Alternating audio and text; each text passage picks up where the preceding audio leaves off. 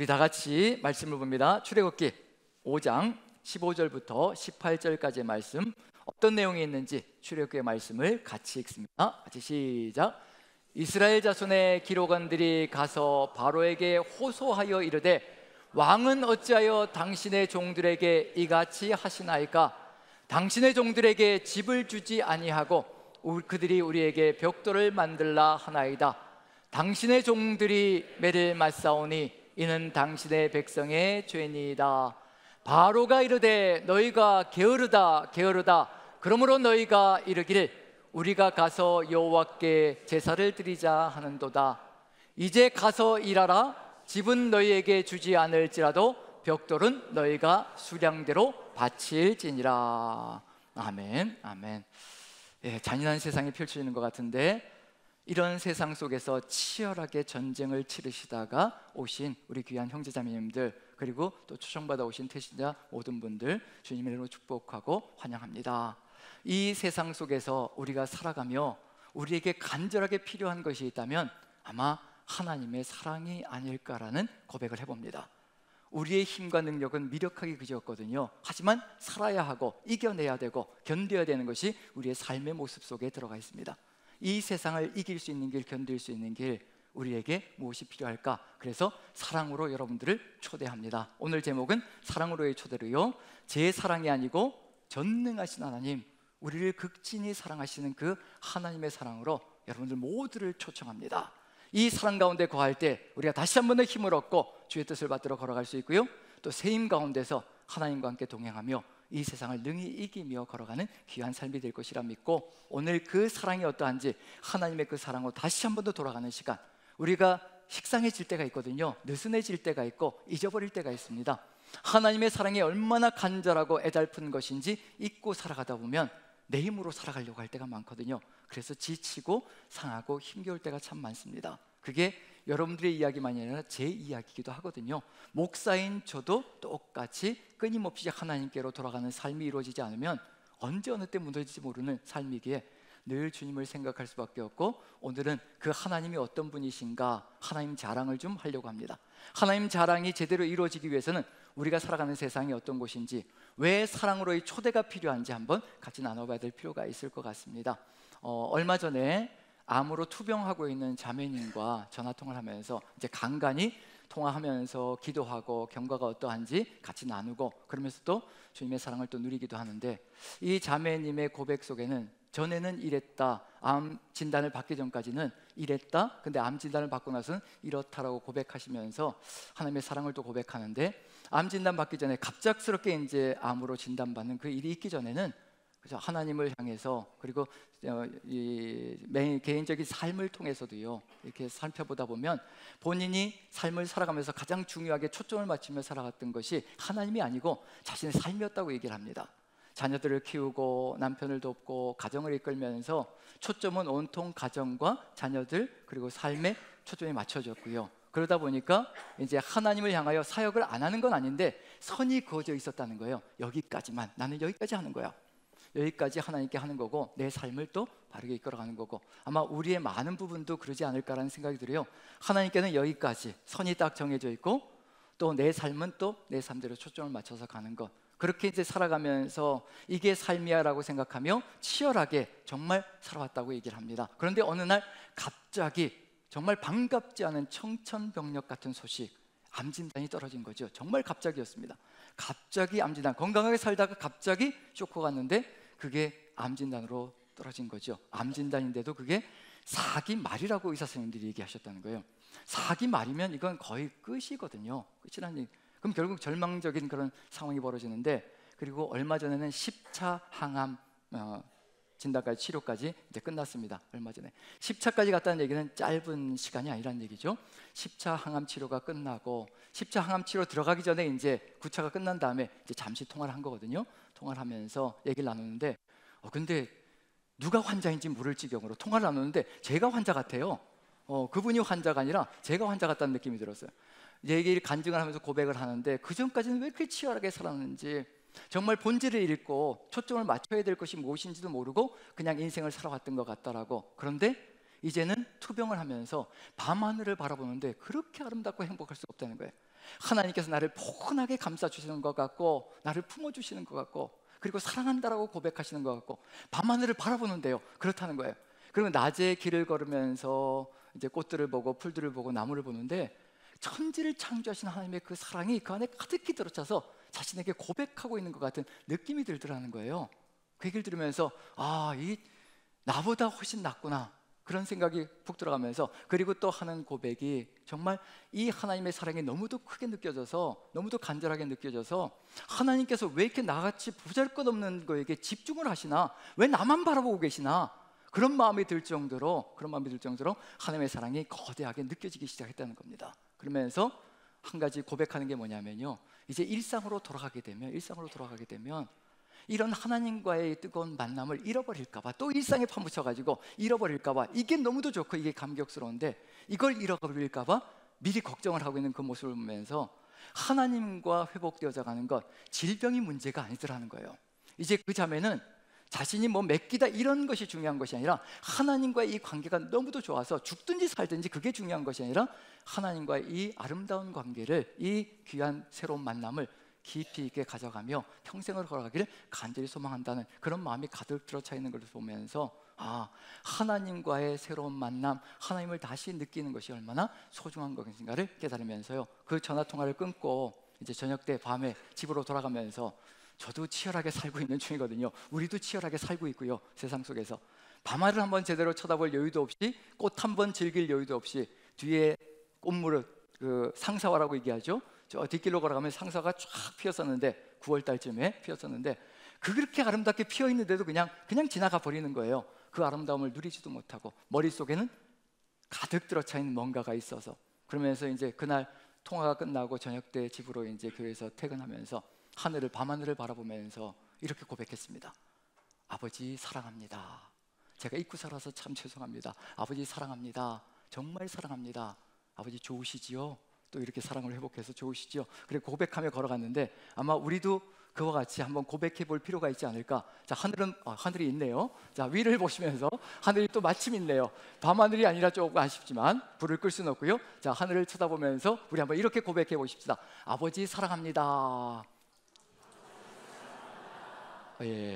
사랑이 느껴지네요. 자, 이 사랑이면 하나님께서 또 우리와 함께 하시는 귀한 역사 이루어갈 줄로 믿고요. 우리는 왜 이렇게 치열하게 살아갈까? 왜 이렇게 복잡하게 혼돈스럽게 살아갈까? 제 삶의 여정만 걸어봐도요, 그럴 수밖에 없는 삶의 정황들이 펼쳐지는 게 느껴집니다. 제 어렸을 적 시절하고 지금까지 연결시켜보면요, 아마 저하고 연배가 비슷하신 분들은 아마 느끼실 거예요. 호롱불 켜고 살았잖아요. 호롱불 켜고 살았던 시절이거든요, 어릴 적에는요. 그런데 전기가 들어오고, 그리고 지금은 어떻게 됐나요? AI 시대가 되었습니다. 영화에서나 보던 상황들이 지금 현실이 되어가고 있는 중이에요. 근데 이거 따라가느라고 정신이 없는 거예요. 조금 따라잡았다, 스마트폰을 구입해서 이제 조금 할 수 있게 되었다라고 싶었는데, 또 어떻게 되나요? 또 발전하는 거예요. 난 필요가 없는데, 스마트폰 그렇게 발전할 필요가 없거든요. 나는 필요가 없는데, 지금으로도 충분하고 지금으로도 차고 넘치는데, 또 계속해서 뭘 만들어내는 거예요. 만들어내야 또 기업들은 살아가니까, 그거 쫓아가느라고, 그거 쫓아가지 못하면 또 도태되고요, 소외되고. 제가 부목사님들한테 이거 어떻게 하는 거예요? 이거 물어볼 때마다 얼마나 처참한지요. 근데 젊은 부목사님들은요, 그게 삶인 것 같아. 물으면 그냥 답이 나오는 것 같아요. 그걸 보면서 이거 따라가는 것도 너무 힘들다, 이젠 좀 그만하고 싶다, 그런 생각이 들 정도로 발전이 너무도 현저하게 일어나고 있거든요. 여러분들도 정말 수고 많으셨습니다. 따라가느라고, 또 따라가야만 되기 때문에 너무도 애쓰셨고 수고하셨거든요. 이 치열한 상황들 속에서, 이 변화 속에서 스트레스와 압박감들이 너무도 셉니다. 그래서 KB 경영연구소에서 조사한 바에 의하면요, 현대인들, 한국 사람이거든요, 60% 이상이 정신적인 질환을 가지고 있답니다. 작든지 크든지요. 2030 세대, 20대, 30대는요 70%가 넘는답니다. 얘기를 하지 않을 뿐이지 속으로는 그 꿍꿍 앓고 있는 거예요. 저도 27살, 25살 딸과 아들을 키우고 있거든요. 이제 키우는 게 아니라 지들이 자라는 거죠. 딸과 아들이 있습니다. 세상 속으로 들어갈 준비를 하고 있는 거예요. 세상 속으로 들어가야 되는데 너무도 겁을 내고 너무도 두려워하고 있거든요. 어떻게 견뎌야 될 것인가? 부모로서도 그것을 바라보는 심령이 참으로 만만치가 않거든요. 우리의 삶 자체가 그렇게 쉽지 않다는 얘기거든요. 이 스트레스와 압박감, 이런 것들이 있었던 세상은요, 오늘만의 일은 절대 아니라는 겁니다. 이미 인류가 죄악 가운데 빠지는 그 순간부터요, 선악과를 따먹고 자기 마음대로 살아가는 그 순간부터요, 이 죄악은 그대로 연결되어졌고 그대로 가득 들어차 있었습니다. 그게 그대로 연결되는 거예요. 오늘 읽었던 본문의 내용을 한번 살펴보면요, 그 세상이 바로 이 세상, 우리까지 연결되어지는 거거든요. 더 복잡하게 연결될 겁니다. 한번 읽어볼까요? 다시 한번 더, 한번 15절만 같이 한번 읽어보죠. 어떤 세상이 만들어지는가? 바로라는 존재를 세상이라고 생각하시면 되는 겁니다. 세상에 권력이고 힘이고 이끌어가는 그런 능력이라고 생각하시면 되거든요. 한번 읽어보죠. 같이 시작. 이스라엘 자손의 기록원들이 가서 바로에게 호소하여 이르되 왕은 어찌하여 당신의 종들에게 이같이 하시나이까? 여기서 뭐가 돼? 이스라엘 자손은 어쩌든지 하나님의 백성으로 살아보려고 애를 쓰는 사람들, 하나님을 믿으며 살아가려고 하는 사람들, 그런데 세상 속에서 만만치가 않지요. 살아가는 삶 속에서 호소합니다. 제발 좀 하늘을 한번 바라볼 여유를 우리에게 허락해 주십시오. 그러면 섬기겠습니다. 예배조차도 제대로 드리지 못하게 만들어가는 것이 세상의 모습이거든요. 호소합니다.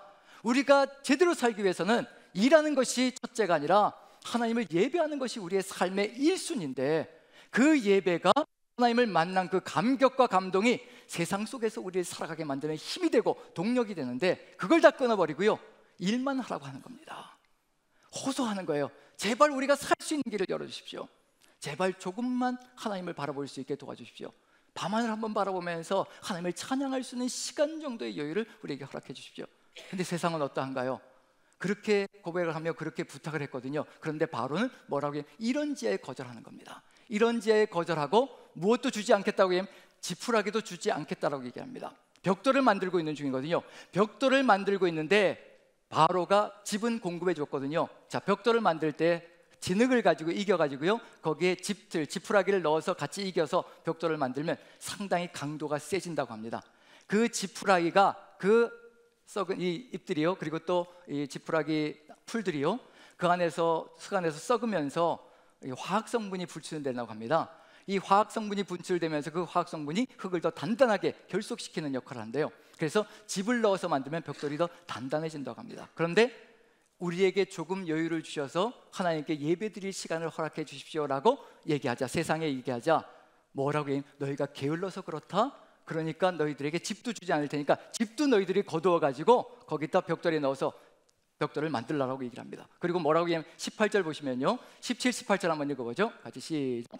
바로가 이르되 너희가 게으르다 그러므로 너희가 이르기를 우리가 가서 여호와께 제사를 드리자 하는도다. 이제 가서 일하라. 집은 너희에게 주지 않을지라도 벽돌은 너희가 수량대로 바칠지니라. 잔혹하지요.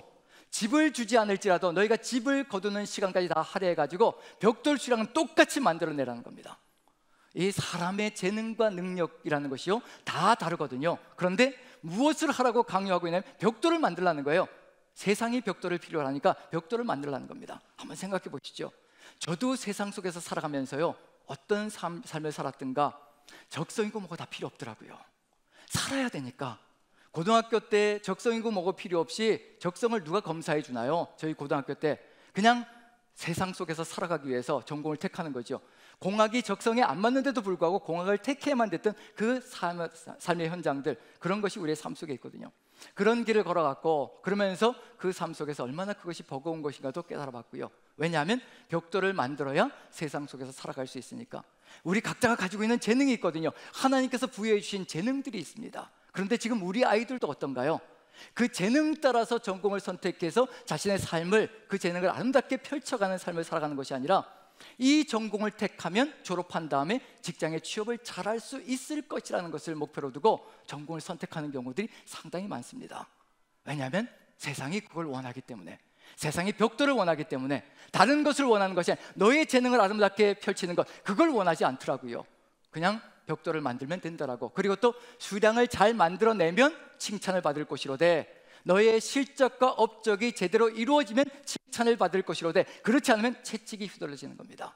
당근과 채찍이라고 하지만 그건 잔혹한 일이거든요. 그런 일들이 세상 속에서 벌어지며 고통 가운데 신음소리 내며 걸어가는 일들이 벌어집니다. 업적과 실적으로 사람을 평가하는 일들이 벌어지는 거죠. 이 학교 현장 속에서도 그런 일들이 벌어집니다. 이 아이가 보여주는 태도, 그 다음에 이 아이가 보여주는 성적, 이런 것들이 뭐가 되면 평가의 기준이 되어서요, 그 아이를 평가하고 그 아이가 어떤 존재가 될 것인가 그리고 판단해버리는 그런 역사가 삶 속에서 그대로 펼쳐지고 있는 중입니다. 요즘 우리 아이들이 ADHD가 많죠. 이게 어떻게 보면 주의력 결핍증이라고 얘기하는데 ADHD가 상당히 많아졌습니다. 그런데 살펴보면 정말 이게 ADHD일까?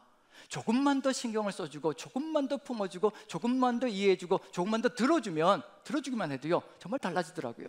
금쪽 같은 내 새끼라는 오은영 박사님이 운영하는 그 프로그램을 보면 결국은 부모와 자식이 서로 대화하고 들어주고 이해해줄 때 그것이 호전되어지고 나아지는 것을 바라보면서 정말 우리의 삶 속에서 세상이 바라는 것과 하나님께서 이끌어가는 것이 얼마나 차이가 있는 것을 좀 살펴보면서 이런 세상 속에서 살아가는 우리들, 이런 세상 속에서 신음소리 내는 우리들, 그렇다면 이제 우리가 바라봐야 될 곳은 어딘가? 이런 세상 속에서 이겨내고 승리하며 극복하며 걸어갈 수 있는 길이 어디에 있을 것인가? 저는 하나님밖에 없다라고 확신합니다. 하나님의 그 사랑과 그 마음이 우리 안에 가득히 들어찬 이 세상 속에 들어가서도요 능히 그것을 이겨내고 견뎌내며 그리고 세상을 이끌어갈 수 있는 삶으로 나아갈 수 있을 것이라는 것. 그래서 오늘은 제가 만난 하나님을 좀 자랑하려고 합니다. 말씀을 바라보면서요 이 말씀을 읽으면 너무도 가슴 뜨겁게 하나님이 나를 어떻게 사랑하시는가, 나를 얼마나 극진히 아끼시는가 그게 느껴져서 너무도 감사할 때가 참 많습니다. 그런 구절들을 같이 읽으면서 한번 하나님의 마음을 같이 나눠봤으면 좋겠습니다. 그런 위로가 우리 안에 가득히 들어차기를 간절히 소망하면서요 한번 같이 한번 읽어보죠. 자, 먼저 출애굽기 3장 7절 8절입니다. 3장 7절을 먼저 한번 읽어보죠. 같이 읽습니다. 시작. 여호와께서 이르시되 내가 애굽에 있는 내 백성의 고통을 분명히 보고 그들이 그들의 감독자로 말미암아 부르짐을 듣고 그 근심을 알고. 저는 이 내용만 읽으면 감동이 됩니다. 하나님이 바로 이와 같이 해주시는구나, 나를 이렇게 바라보시고 계시는구나, 그게 느껴져서 너무도 감사하고 가슴이 뜨거워질 때가 참 많습니다. 여호와께서 이르시되 내가라고 얘기하시죠. 내가 애굽에 있는 내 백성의 고통을 분명히 보고. 바로는요 고통의 신음소리도 들을 생각이 없고요 볼 생각도 없습니다. 뭐만 하라고 하면 내가 원하는 것만 만들어내면 칭찬해 줄 것이고 그렇지 않으면 채찍을 휘두를 것이라. 이게 세상의 모습이거든요. 네가 어떤 실적을 보여주냐에 따라서 나는 너를 평가할 것이니까 너의 그 모습으로 나에게 평가를 받으라라고 얘기하고 아무것도 들을 생각이 없습니다. 그런데 우리 하나님께서는 뭘 하시냐면 애굽에 있는 내 백성의 고통을 보고. 아까 바로 왕의 이야기 속에서는요 바로의 종이다라고 했습니다. 당신의 종, 당신의 종, 당신의 종이라는 호칭이 계속 펼쳐 나왔거든요. 세상 속에서는 종이고 노예였습니다. 그런데 하나님께서는 내 백성이라고, 내 자녀라고 불러주시는 거거든요. 내 자녀이기 때문에, 내 아들, 딸이기 때문에 극진하게 보살피시며 이끌어가시는 역사가 펼쳐집니다. 내 백성의 고통을 분명히 보았다라고 말씀해 주십니다. 너희가 어떤 고통 가운데 가는지 다 보신다는 얘기입니다. 절대로 안 보시는 분이 아닙니다. 지금 왜 나만 팽개져 있는 것 같은가, 팽개쳐 있는 것 같은가? 절대 그렇지 않다는 겁니다. 하나님은 보시고 계시고 그리고 아시고 계신다는 얘기거든요. 내 백성의 고통을 분명히 보고 그들이 그들의 감독자로 말미암아 부르짖음을 듣고. 부르짖음을 다 들으신다고 얘기합니다. 바로에게 호소하지요. 근데 전혀 들을 생각이 없습니다. 자신이 원하는 것만 이루어 가라고 이야기하고 명령할 뿐입니다. 하지만 우리 하나님은 부르짖음을 다 들으십니다. 그 부르짖음, 때로는요 우리의 부르짖음은요 얘기를 하지 못할 때도 참 많습니다. 저도 아내에게 얘기하지 못하는 고민들이 있고요 또 우리들이 삶을 살아가다 보면 남편에게, 아내에게도 이야기하지 않는 고민들이 있습니다. 왜냐하면 이야기하지 못하는 이유는 믿지 못하기 때문이 아니라, 신뢰하지 못하기 때문이 아니라 이 이야기를 했을 때 더 고민하고 더 걱정, 근심을 할까 봐 그게 염려가 되어서 이야기하지 못하는 내용들이 있거든요. 그런데 숨겨져 있는 그 부르짖음, 그 탄식까지도 우리 하나님께서는 다 들으신다라고 말씀하십니다. 귀를 가지고 쫑긋 세우시며 우리 속에 숨겨져 있는 것, 혀 밑에 감추어져 있는 소리들까지, 어느 누구에게도 내뱉지 못하는 그 소리들까지도 다 들으신다라고 우리 하나님께서 말씀해 주십니다. 그리고 그들이 그들의 감독자로 말미암아 부르짖음을 듣고 그 근심을 알고. 근심은 눈에 보이는 것이 아니거든요. 근심은 눈에 보이지 않고 우리 마음속에 새겨져 있는 것, 마음속에 들어가 있는 겁니다. 염려하고 근심하고 걱정하는 것까지 우리 하나님께서는 다 아신다라고 얘기를 합니다. 그래서 누구에게 의지할 수 있고 누구에게 나아갈 수 있는가? 우리 하나님이 바로 우리의 모든 것. 인간이, 사람이 우리에게 귀를 기울여주고요 사람이 우리를 바라보고 있고 사람이 우리를 알아줘도 마음에 감동이 되는데 해결할 수 있는 능력이 전혀 없는 인생이 우리를 바라봐 주어도, 들어주어도, 그리고 알아주어도 그게 마음의 위로가 되는데 우리 전능하신 하나님께서는요 해결점을 가지고 계시는 겁니다. 우리 구원의 길로 이끌어갈 수 있는 능력자이시거든요. 단지 거기에 머물게 만드시는 것이 아니라 이렇게 보시고 들으시고 아신 이 상황을 이끌어서 우리를 구원의 길로, 생명의 길로 이끌어 가신다는 것. 그게 뭐냐면 이렇게 하나님께서 아시게 되니 가만히 있으실 수가 없어서 8절을 같이 한번 읽어보죠. 8절 같이 시작. 내가 내려가서 그들을 애굽인의 손에서 건져내고 그들을 그 땅에서 인도하여 아름답고 광대한 땅, 젖과 꿀이 흐르는 땅, 곧 가나안 족속, 헷 족속, 아모리 족속, 브리스 족속, 히위 족속, 여부스 족속의 지방에 데려가려 하노라. 하나님께서 다 아시니, 다 보셨으니 그 다음에 벌어지는 게 내가 내려가서, 하나님께서 직접 말씀하시는 거예요. 내가 내려가서 그들을 건져내고 그리고 인도하여 데려가려 하노라. 하나님께서 계획하시고 예비하신 곳으로 우리를 데려가서 그곳에서 젖과 꿀이 흐르는 땅을 누리게 만들어 가실 것이라는 것이 하나님의 마음속에 들어가 있다는 것을 우리가 믿고 확신한다면요, 우리 하나님께 우리의 모든 것을 맡기는 그런 삶으로 나갈 수 있지 않을까. 하나님의 약속입니다. 하나님께서 이렇게 해주겠다는 얘기거든요. 이 이야기가, 저는 이 내용이 무엇과 같다라고 얘기한 구약 성경 속에서는 이렇게 하나님께서 내려가서 그리고 건져내고 그리고 인도하여 데려갈 것이라, 이렇게 하나님께서 약속해 주셨다면 신약 시대 때는 실제로 그 역사가 아름답게 펼쳐졌습니다. 하나님께서 직접 내려오셨고 우리를 위해서 십자가 지셨고 그리고 영생의 길로, 천국의 길로, 그리고 하나님 나라로 이끌어가는 놀라운 역사가 펼쳐지셨다는 점에서 하나님의 이 약속은 반드시 이루어진다는 것. 그게 뭐냐면 바로 요한복음 3장 16절입니다. 하나님이 세상을 이처럼 사랑하사 독생자를 주셨으니 이는 저를 믿는 자마다 멸망치 않고 영생을 얻게 하려 하심이니라. 우리를 영생의 길로 이끌어 가시는 것, 그 역사가 우리 하나님의 약속의 마음속에 그대로 들어가 있다는 것, 그걸 이루어 주기를 소망하시는 것이 우리의 마음속에 들어가 있다는 것을 우리 하나님께서 깨닫기를 소망하신다는 것. 지금 하나님의 이 약속이 우리 모두에게, 그리고 오늘 함께 하신 태신자분들에게 가득히 들어찬다면요, 그게 실현되어진다면 우리는 하나님과 함께 새 역사를 이루어가는 역사가 이루어질 것이라는 것, 그 사랑 속에서 기쁨 가운데 주를 바라보는 역사가 이루어질 것을 확신합니다. 자, 그럼 이제 이것이 어떻게 이루어질 것인가? 한순간만 이루어지는 게 아니겠죠. 이렇게 지방으로 데려가시려고 하는데, 젖과 꿀이 흐르는 땅으로 데려가시려고 하는데 한순간만 이루어지시는가? 절대 그렇지 않다는 얘기거든요. 하나님의 약속은 계속해서 연결되어집니다. 시작이 이루어졌다면요, 끝까지 우리를 이끌어 가실 겁니다. 그게 하나님의 약속이고 하나님의 마음이거든요. 그래서 신명기서를 한번 보면요, 신명기 11장을 보시면 이렇게 약속해 주십니다. 자, 10절부터 12절까지 같이 한번 천천히 읽어보죠. 시작.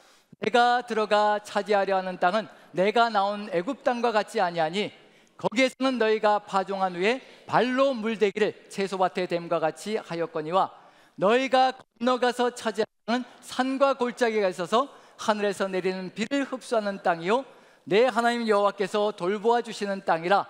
연초부터 연말까지 내 하나님 여호와의 눈이 항상 그 위에 있느니라. 이것 또한 하나님께서 우리에게 주시는 약속입니다. 구원을 해놓으시고 책임지시지 않으시는 하나님이 아니라 구원하신 후에도 끝까지 책임지시며 연초부터 연말까지 1월 1일부터 12월 31일까지 최선을 다해서 하나님께서 바라보시며 그 눈이 우리를 떼지 않으시고 오직 하나님의 그 은혜가 가득히 들어차서 처음부터 끝까지 인도해 나가는 그 역사가 우리의 삶 속에서 가득할 것이라는 것을 약속해 주시고 계시는 중입니다. 하나님께서 눈을 떼지 않으시고 우리의 삶을 이끌어 가신다면요, 우리의 삶이 어찌 될 것인가? 절대로 세상 속에서 무너지지 않을 것이라는 것, 세상 속에서도 능히 이기며 나아가는 역사로 이끌어 가실 것이며, 그리고 이 속에는 단 한 가지의 고통과 고생도 이루어지지 않을 것이라는 것을 약속하시는 것이 아니라요, 어떤 역경과 고난 속에서도 너를 버리지 않을 것이며 끝까지 너를 붙들고 끝까지 너를 돌볼 것이며, 그리고 끝까지 너를 붙들어서 하나님의 뜻을 이루어가는, 하나님의 축복의 삶을 이루어가는 역사를 이루어갈 것이라는 것을 우리에게 약속해 주시고 계시는 중입니다. 우리가 잊을만 하면 한 번씩 다시 한 번 더 기억하게 하시고 또 새롭게 바라보게 하시고 이끌어 가시는 그 역사가 하나님의 말씀 속에는 가득히 들어차 있거든요. 우리가 이 말씀을 믿으면서 걸어간다면 그 하나님께 우리의 모든 것을 내어드리는 것이 얼마나 복된 것인가. 지금 이 삶 속에서 이렇게 1월 1일부터 12월 31일까지 2024년만 이렇게 지켜주신다면 우리에게는 또 불평불만들이 쏟아져 나가겠죠. 어디까지 우리를 이끌어 가실 것인가? 우리가 제일 걱정하는 게 무엇일까요?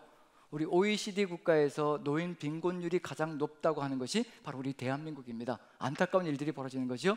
그러다 보니까 자꾸만 우리의 마음속에 무엇을 준비해야 된다는 그런 강박증이 가득히 들어찰 때가 많으면 내가 노후를 제대로 준비하지 않으면 초점이 하나님이 아니라 우리 노후가 될 때가 참으로 많습니다. 준비하지 말라는 이야기가 아니라 정말 초점이 흐려지기 시작하면 어디가 우선순위가 되는지 달라지기 시작하거든요. 그렇게 되면 믿음의 길도 흔들리고 하나님을 향한 역사도 무너질 수 있기 때문에 하나님께서 우리에게 또 주시는 말씀이 있습니다. 어디부터 어디까지 우리를 책임지실 것인가? 이사야서를 한번 46장을 보시면요, 하나님은 이렇게 약속해 주십니다. 내가 어떻게 해주실 것인지 같이 한번 읽어보죠. 3절 4절입니다. 같이 시작. 야곱의 집이여, 이스라엘 집에 남은 모든 자여, 내게 들을지어다. 배에서 태어남으로부터 내게 안겼고 태에서 남으로부터 내게 업힌 너희여, 너희가 노년에 이르기까지 내가 그리하겠고 백발이 되기까지 내가 너희를 품을 것이라. 내가 지었은즉 내가 업을 것이요 내가 품고 구하여 내리라. 아멘. 우리 하나님께서 약속해 주시는 것은 단순히 하루 이틀만을 책임지시겠다는 것이 아니라요, 우리가 태어날 때부터 이미 하나님께서는 우리를 품에 안으셨고 배에서 우리를 끌어내셔서 우리를 또 이렇게 보호 살펴주시고 인도에 가시는 그 여정이었고요. 그리고 언제까지? 백발이 될 때까지, 노년이 될 때까지 우리의 삶을 지키시며 이끌어갈 것이라는 거, 그걸 우리에게 약속해 주십니다. 하나님께서 처음부터 끝까지 책임지시며 우리의 삶을 이끌어 가실 것이라는 거, 이 하나님만이 우리의 주가 되시고 왕이 되시고 우리의 주권자가 되셔서 우리의 삶을 이끌어 가신다면요, 우리의 삶의 모든 여정을 주님께 맡기고 걸어갈 수 있는 확신 가운데 흔들림 없이 걸어갈 것이라고 확신되어집니다. 오늘 이 시간에 우리에게 필요한 것이 있다면 딱 한 가지가 될 겁니다. 이 하나님을 우리의 주권자로, 우리의 왕으로 다시 한 번 더 우리가 영접하며 믿음으로 나아가는 것, 이 하나님만을 믿고 신뢰하며 우리에게 주신 길 걸음 하나하나 주와 함께 동행해 나가는 것, 그것이 우리에게 가장 소중한 길이라고 생각되어집니다. 오늘 이 시간에 오늘 함께하고 있는 성도님들도 마찬가지고 또 우리 모든 함께하고 있는 태신자분들도 역시 주와 함께 이 길을 걸어간다면 하나님의 은혜가, 하나님의 사랑이 우리의 삶을 이끌어가며 우리의 삶 전체를 책임지실 것이라는 것을 믿는다면요, 이제 마지막으로 같이 한번 하나님의 초청을 같이 한번 읽고요, 같이 한번 나눠봤으면 좋겠습니다. 요한복음 1장 12절 13절 같이 읽습니다. 시작. 영접하는 자 곧 그 이름을 믿는 자들에게는 하나님의 자녀가 되는 권세를 주셨으니 이는 혈통으로나 육정으로나 사람의 뜻으로 나지 아니하고 오직 하나님께로부터 난 자들이니라. 영접하는 자, 그 이름을 믿는 자들. 영접이라는 것은 예수 그리스도를 왕으로, 나의 아버지로 섬기며 내가 이제 오직 주님만을 바라보며 나아갈 것입니다 라는 결단이 들어가는 거거든요. 그 결단이 곧 믿음이라는 거고, 믿음이라는 것은 곧 전체적으로 우리의 삶을 하나님께 맡기고 오직 주님께 맡기며 나아가는 그 삶이 이루어질 것이라는 것, 이루겠습니다라는 그런 결단이 우리 안에 들어가는 것. 이러할 때 무엇이 이루어질 것인가? 하나님께서 우리를 향하여 약속하신 그 모든 것들이 우리의 삶이 되고 우리의 길이 되어서 우리의 삶을 이끌어갈 것이라는 얘기거든요. 지금 우리에게 필요한 것이 있다면 바로 이 하나님과 함께 다시 한 번 더 동행의 길을 우리가 결단하며 나아가는 것, 그것이 바로 우리의 삶이 되어야 한다는 것. 그런 점에서 오늘 이 시간에 함께하고 있는 태시자분들에게 한번 초청합니다. 혹시 여러분들 중에, 오늘 처음 오신 여러분들 중에 이 하나님만을 믿고 따르며 나아갈 그런 마음이 준비되어 계신 분이 계시다면 잠시 일어나 주시면 같이 한번 축복하면서 또 기도로 같이 나왔으면 좋겠습니다. 혹시 그런 분들이 계시다면 잠시 일어나 주시면 감사하겠습니다. 그 마음으로 같이 나아갈 수 있도록. 없으신가요? 감사합니다. 아직 용기가 없어서 못 일어나는 분이 계신데 한 분 일어나 주셨고요. 감사합니다. 또 없으신가요? 이 하나님과 함께 나아갈 그 길, 잠시 일어나 주시면, 일어나 계시면 좋겠습니다. 자, 그럼 우리, 감사합니다. 두더지 잡기처럼 일어나시는데, 편안하게 이 하나님을 믿고 신뢰하기를 소망한다면, 용감하게 일어나시면 되겠습니다. 우리가 같이 기도하고 그리고 또 축복하면서 하나님께서 이끌어 주길 소망하실 테니까요. 자, 더 없으신가요? 좋습니다. 네 분 일어나 주셨는데 또 쑥스러워서 못 일어나신 분도 계시리라 생각되어지고요. 지금 이 시간에 같이 한번 우리 모두가 합심해서 기도했으면 좋겠습니다.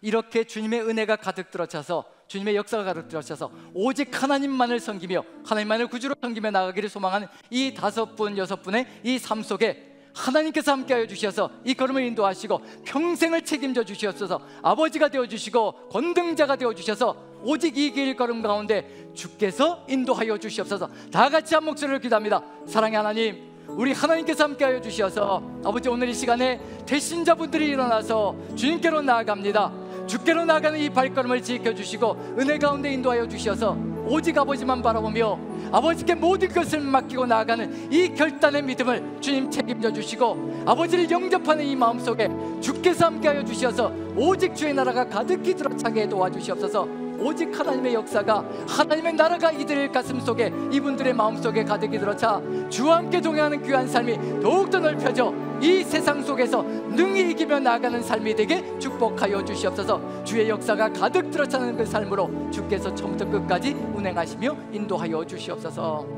사랑의 하나님, 참으로 감사합니다. 우리 하나님께서 책임져 주시는 그 삶으로 결단하며 일어났습니다.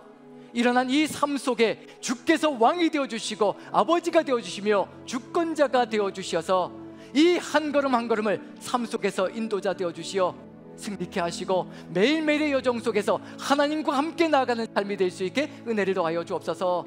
아버지께서 이분들의 삶 속에 모든 것을 책임지시며 나아가는 주권자가 되어주셔서 매일의 여정이 주와 함께 동행하며 기쁨으로 찬양으로 가득 들어차 행복한 삶으로, 복된 삶으로 나아갈 수 있게 주께서 은혜 가운데 인도하여 주옵소서.